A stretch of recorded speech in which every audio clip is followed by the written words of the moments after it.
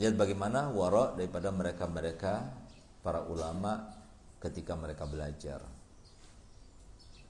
Disebutkan dalam manaqibnya Imam Ibn Hajar, beliau ketika belajar itu beliau tidak pernah makan atau jarang sekali makan dengan makanan yang layak dimakan oleh manusia.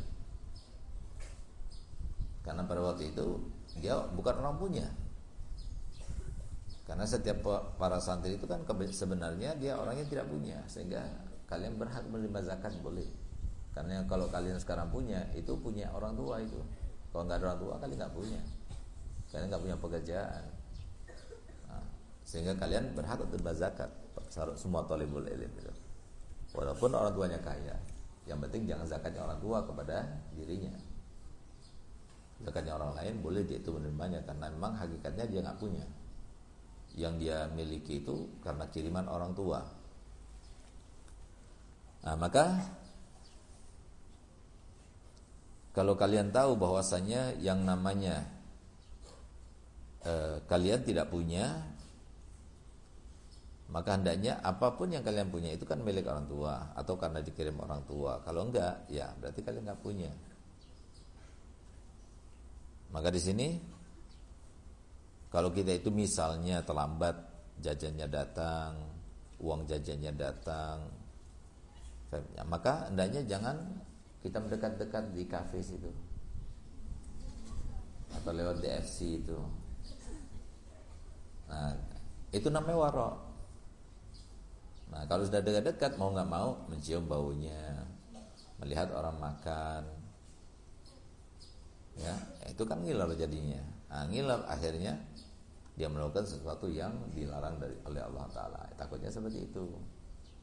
Nah, oleh karena itu maka suatu sifat yang wara bagi talibul ilm untuk meninggalkan sesuatu yang tidak jelas hukumnya atau meninggalkan suatu perkara yang bisa menyebabkan dia itu terperosok ke dalam dosa, itu namanya wara. Sehingga lihat Imam Ibn Hajar, dia mau beli nggak punya, dia mau kerja, dia sedang belajar, dan tidak berkumpul antara cinta kepada dunia dan cinta kepada ilmu. Sehingga apa dilakukannya? Dia itu kalau pengen makan buah, dia cari di sampah.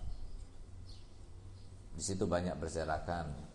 Di sampah itu bekas makanan orang, gigitan orang dari buah semangka. Dicucinya bersih, dimakan. Kemudian orang kalau mencuci beras atau mencuci gandum, nah itu kan airnya dibuang, ya kan? Nah, itu bekas cuciannya itu diambil, diminumnya itu. Selama 4 tahun dia makannya seperti itu. Imam Syafi'i radhiyallahu anhu ardhah, beliau katakan, aku tidak pernah kenyang seumur hidup kecuali cuma 2 kali. Kan berbeda sama kita nggak pernah lapar kecuali 2 kali. Ini Imam Syafi'i nggak pernah kenyang kecuali 2 kali. Yang pertama ketika beliau itu datang ke rumahnya Imam Ahmad bin Hambal, karena dia tahu itu makan dari langit, dan dia makan banyak untuk mendapatkan kesembuhan daripada penyakitnya. Yang kedua ketika ibunya memerintahkannya makan sampai dia itu kekenyangan. Setelah dia kekenyangan, karena dia tidak biasa makan seperti itu, akhirnya kebuang lagi gitu, kemuntah. Nah, itu 2 kali saja dia itu kenyang. Kenapa? Karena dia tahu orang kalau makan banyak itu akan menghilangkan kecerdasan, mengurangi kecerdasan. Dan baru-baru ini ada sebuah penelitian bahwasanya orang yang suka makan manis, ya, ataupun makan dengan porsi yang banyak, maka otak itu jadi lemah. Seperti yang disampaikan oleh para ulama, asyiba tuzhibul fitnah, bukan pakai tak, fitnah tok.